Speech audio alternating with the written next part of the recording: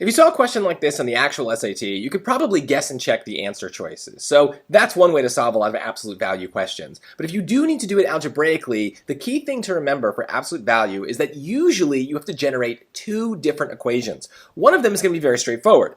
X minus 1 is equal to 5. We just drop the absolute value bars and just kind of solve normally. So in this case, we would see that x could be 6. And you can probably see that just by looking at the original equation as well.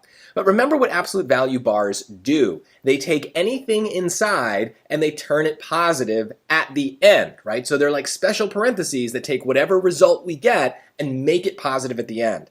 So in this case, we have to reflect the fact that what's in the parentheses could be negative from the start. So in other words, our second equation is going to be x minus 1 is equal to negative 5.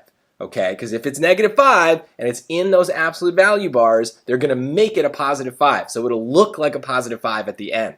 But now we can solve by adding 1 to both sides and see that x could also be negative 4. And so both answer choices, both values are in answer choice D. That is something that could come up. They love to test absolute value in this way, but very often the most important thing to remember about absolute value is that it takes whatever is inside and makes it negative at the end.